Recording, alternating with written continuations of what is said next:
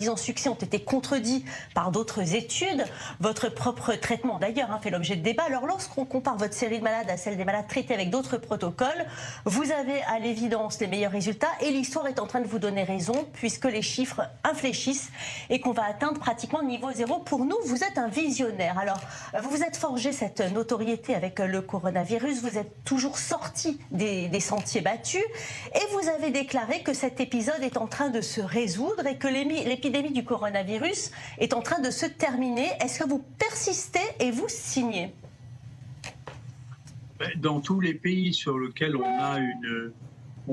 a des données, si vous voulez, la courbe a la même allure, c'est-à-dire c'est une courbe en cloche qui traîne un peu à la fin, qui a la même allure un peu partout. Alors, ce qui change, c'est en fonction et on pourra évaluer les différentes stratégies avec le temps. C'est en fonction de la stratégie qui a été utilisée, c'est le nombre de cas total et la durée de l'épidémie. Nous, à Marseille, par exemple, on a une durée relativement faible de l'épidémie, probablement par les mesures que l'on a prises et globalement les pays qui ont pris des mesures de tester énormément de manière à ce que les gens contagieux soient séparés, soient au moins informés qu'ils étaient contagieux, ont le même type de courbe, c'est-à-dire un raccourcissement de la durée de l'épidémie. Alors, scientifique et chercheur de renommée internationale, vous n'en restez pas moins un médecin de terrain attaché aux malades, analyse les symptômes, diagnostiquer grâce aux tests et donner un traitement que vous savez efficace. Vous avez martelé que votre rôle en tant que médecin était de soigner vos patients, une évidence malmenée pendant cette crise. Pensez-vous qu'après cette pandémie, l'Église sera remise au centre du village ? Je ne peux pas vous dire. Je pense que oui, puisque je pense qu'une des raisons majeures de ce problème a été que beaucoup de gens qui se sont occupés de ça ici comme ailleurs sont des gens qui, depuis 25 ans ou 30 ans, si vous voulez, travaillent sur des infections chroniques comme le sida, par exemple, et ont perdu le sens de ce que c'est qu'une épidémie, de la nécessité d'agir rapidement et de prendre des décisions rapides. Et donc, moi, j'étais mal à l'aise parce que le sentiment que j'avais, c'était que la question était de savoir quel traitement expérimental on allait mettre en place et que c'était devenu la seule préoccupation. Et la communication s'est beaucoup faite autour de, puisqu'il n'y a aucun traitement qui soit reconnu pour l'instant, on ne fait rien et on attend un traitement expérimental. On n'a toujours pas les résultats d'ailleurs en France alors que l'épidémie est finie. Donc ce qu'il voit bien, moi j'avais un décalage. De ce point de vue-là, je suis plus près de ce qui a été fait en Extrême-Orient. Où en Extrême-Orient, les gens ont testé les médicaments qu'ils avaient avant de savoir si ça allait marcher ou pas, parce que simplement, on ne peut pas rester inactif parce que c'est ce qu'on aurait fait pour nous, on l'a fait pour les autres. Oui. Alors vous avez eu l'oreille des grands de ce monde, le président français Emmanuel Macron vous a rendu visite à Marseille, Donald Trump a relayé votre traitement. Didier Raoult, vous êtes rentré au panthéon des héros pendant cette épidémie en incarnant l'esprit rebelle de la ville de Marseille. Est-ce que c'est ça qui vous a valu autant d'ennemis selon vous ? Oh, ça, j'en sais rien, puis je ne me sens pas concerné par ça, je m'en fiche. Oui. Alors votre personnalité scientifique était indiscutable. Vous êtes maintenant devenu le scientifique français le plus populaire dans le monde et nos confrères du New York Times vous ont même gratifié de leur page de couverture.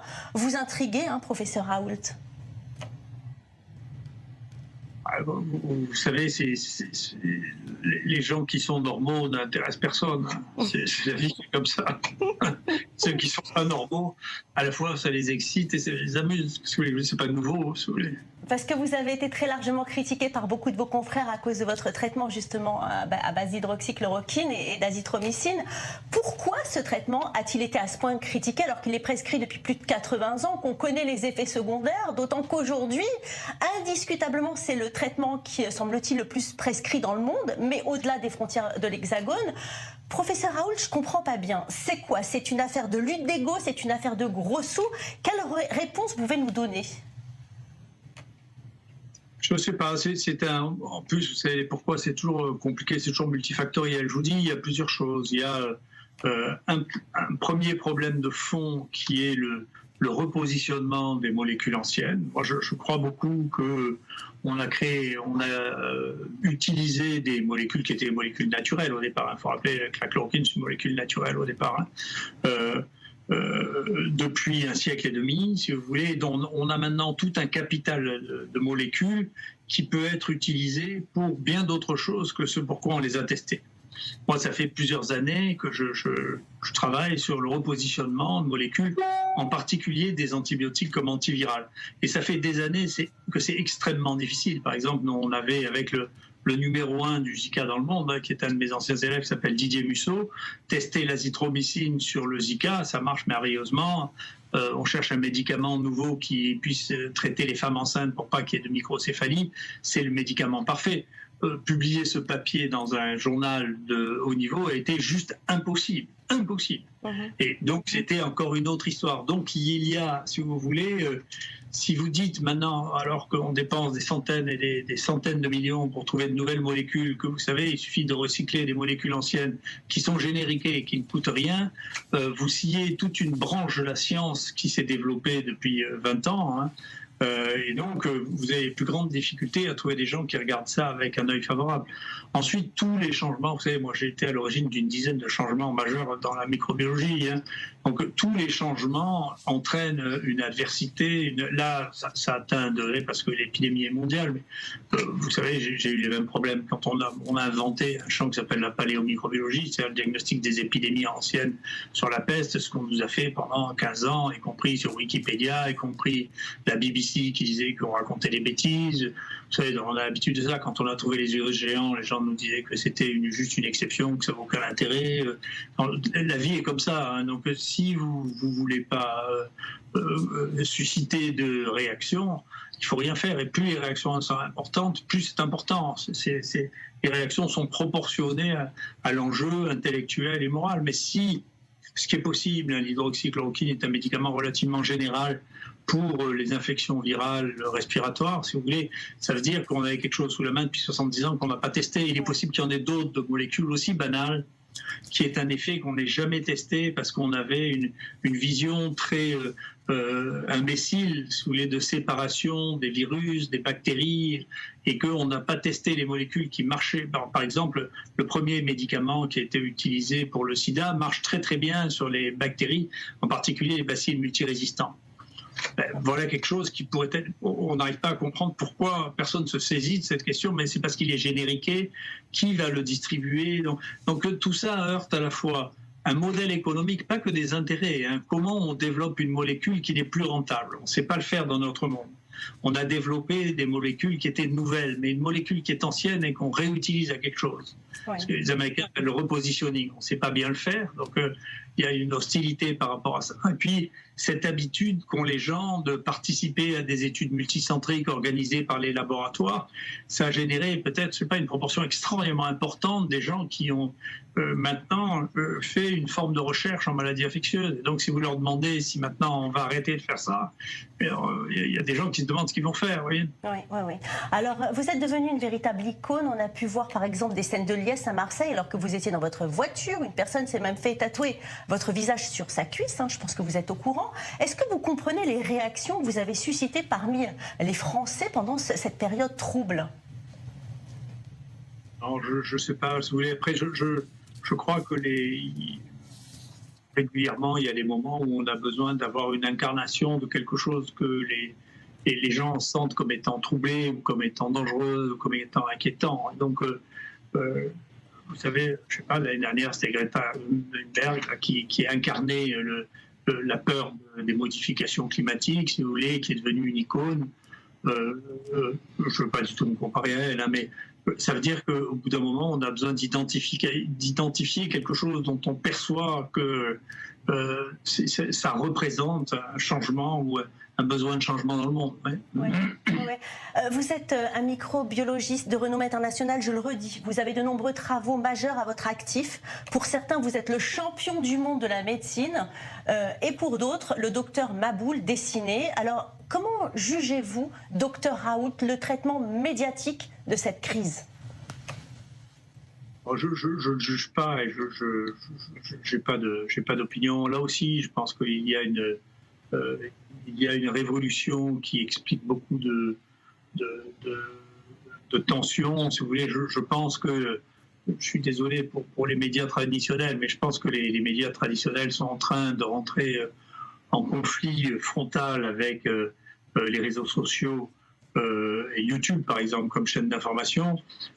Moi, je dois dire que la plupart du temps, les informations sont de meilleure qualité sur YouTube que sur les médias. Donc il y a une révolution à faire, il y a une mise en danger des médias traditionnels qui se traduit aussi par beaucoup de violence parce qu'elle est mise en danger. Donc si effectivement sur un podcast, moi j'ai 3 fois la notoriété du journal Le Monde, je comprends que le journal Le Monde ne m'aime pas, vous voyez, parce que moi ça coûte rien, ça me rapporte rien, et donc je deviens un rival incontrôlable, si vous voulez, dans l'information et la clarté ou la réalité de l'information, parce que je n'ai pas d'a priori du tout dans la vie. Donc là, vous êtes dans un enjeu qui est un enjeu extraordinaire. Vous, le monde des médias traditionnels, que ce soit les journaux, que ce soit la télévision, que ce soit... on ne peut pas ignorer cette évolution absolument considérable et le rôle que prennent les réseaux sociaux dans l'information. Donc on voit que les médias traditionnels souvent, ça m'est arrivé à moi d'ailleurs, identifient comme des fake news, des news qui ne sont pas relayées par les médias traditionnels, mais les médias traditionnels ne relaient pas plus d'informations exactes que les réseaux sociaux. Donc on est dans un tournant historique aussi de la distribution de l'information qui elle aussi explique des conflits qui me dépassent de très loin. Hein. Alors vous avez dit que vous vous inquiétez des lésions et séquelles de ce virus sur les patients qui ont eu des formes graves de Covid. On parle de fibrose pulmonaire. Vous craignez même chez les patients qui sont faiblement atteints. Est-ce que ça peut laisser des séquelles? Qu'est-ce que vous préconisez pour dépister? Éventuellement, qu'est-ce que vous préconisez pour traiter? Alors on commence à peine à regarder ça. Ça a été étudié relativement dans les 2 autres épidémies de corona qu'on connaît. Et il est possible qu'il y ait beaucoup de fibroses respiratoires qui ne sont pas expliquées, dont la cause est des infections virales non diagnostiquées. C'est bien possible. En tout cas, c'est vrai qu'il y a une proportion non négligeable chez les gens qui ont fait des formes graves. Mais il y a une très grande discordance que nous, on a noté, les Chinois avaient noté ça aussi.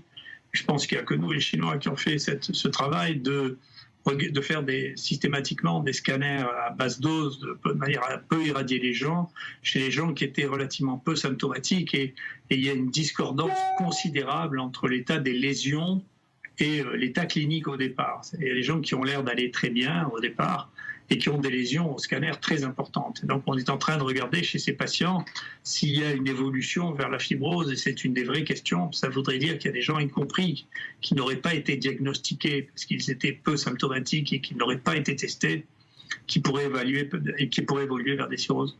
En tout cas, on est en train d'explorer ça pour savoir qui devrait pratiquer ce type d'examen pour être sûr que ça n'évolue pas vers la fibrose. Après, il y a des médicaments qui pourraient empêcher l'évolution vers la fibrose, mais pour l'instant, ce n'est pas extrêmement clair. En tout cas, s'ils sont efficaces, c'est au tout début, et donc on a intérêt à détecter ça tôt. Professeur Raoul, comment voyez-vous l'avenir du coronavirus? Comme une maladie saisonnière, comme la grippe de Hong Kong, elle va revenir dans 2 années puis ensuite s'évanouir, ou bien le virus va être conforme à l'histoire, il va mourir de sa belle mort et ne plus jamais faire parler de lui?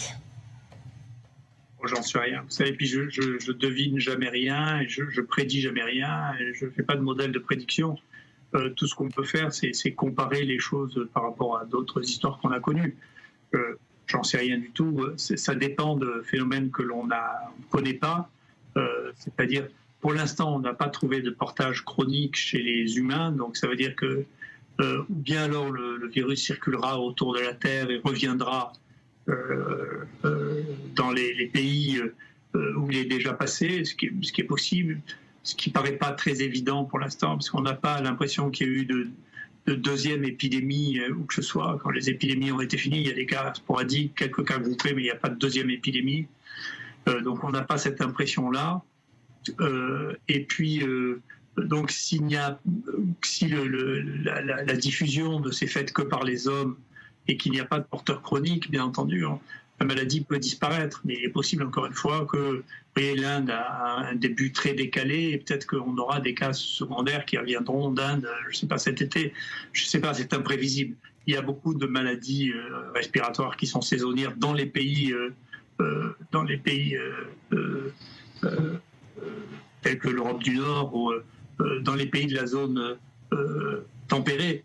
Mais l'évolution d'une maladie nouvelle, vous voyez d'ailleurs que beaucoup de résolutions qui ont été prises avant de prendre le temps de l'observation ou sans utiliser les observations de ceux qui avaient eu le premier choc de l'épidémie, c'est-à-dire à l'Extrême-Orient, nous ont amené à avoir des réflexions qui n'étaient pas exactes. Donc il y a des choses qu'il a fallu que nous redécouvrions par nous-mêmes, en particulier, y compris dans la prise en charge des malades, qu'on a appris à prendre en charge, en particulier sur le plan du risque de la coagulation qu'on ne connaissait pas. Oui. Et la question de l'immunité des patients atteints du virus n'est toujours pas tranchée. Quelle est votre idée là-dessus, professeur Raoult? Pour l'instant, on ne connaît pas de gens qui rechutent. Donc ça veut dire que c'est une maladie aiguë et immunisante, comme la plupart des maladies aiguës. On voit que les gens ont des anticorps. Une bizarrerie que l'on a trouvée, nous, c'est que les gens qui vont mal ont beaucoup plus tôt des anticorps et beaucoup plus d'anticorps. Donc, ce qui veut dire qu'effectivement, les traitements, ce qui explique pourquoi les traitements antiviraux qui ont été programmés dans les formes tardives de la maladie ne pouvaient pas vraiment marcher parce qu'en réalité, le problème n'est plus virus à ce stade-là. Le problème est lié à la réponse immunitaire. Oui. Donc, oui. Il y a une réponse immunitaire très, très, très forte, très violente, y compris avec des anticorps. Voilà, et donc la plupart des gens sont immunisés quand ils ont fait cette maladie aiguë, telle qu'on peut le détecter par les anticorps, et on n'a pas pour l'instant de cas de gens qui aient fait 2 fois de suite la maladie, donc c'est vraisemblablement une maladie immunisante. Dernière théorie publiée dans la revue américaine PNAS ce mercredi, le fait que le simple fait de parler génère des gouttelettes qui restent dans l'air et serait donc vecteur de transmission du virus. Quel est votre avis là-dessus? Si vous voulez, je sais depuis bien longtemps, puis on vient de refaire le même travail en Afrique, que les transmissions des maladies respiratoires dans la population générale se fait par les mains et pas par l'expectoration. Donc on sait ça, c'est-à-dire on sait que la meilleure manière de lutter contre les infections respiratoires, c'est de se laver les mains, de se les passer à l'alcool, de le faire très très souvent parce que c'est par là que ça passe. C'est probablement ce qui explique dans un certain nombre de collectivités qu'il y ait des contaminations groupées. Nous, on a republié ça. On vient de refaire une étude dans 2 villages africains qu'on a pu comparer sur la fréquence des infections respiratoires selon qu'on se lave régulièrement les mains ou pas. C'est un travail qui a été fait bien avant et publié dans le Lancet. C'est extraordinairement efficace. C'est les mains le problème. Donc c'est une des raisons du débat sur les masques. Les masques sont indispensables pour les contacts très proches. C'est-à-dire, en particulier, on a démontré l'efficacité du masque et donc le risque des gouttelettes pour le personnel soignant. Donc pour ça, c'est une chose qui existe. Pour le reste, c'est ce que l'on sait, pas ce que l'on déduit de travaux à partir desquels on fait des conclusions sur des éléments expérimentaux. Ce que l'on sait, c'est que ce qui prévient la maladie, il y a 2 choses que l'on sait, c'est que dans le personnel de soins, il faut porter les masques parce qu'on est à 10-20 cm de la bouche des gens qui toussent, et que quand on est dans la communauté, c'est le lavage des mains qui protège, et même dans la famille, c'est le lavage des mains qui protège de la contamination. Merci. Et ça, ce sont des choses prouvées, ce n'est pas des choses hypothétiques. Merci beaucoup, professeur.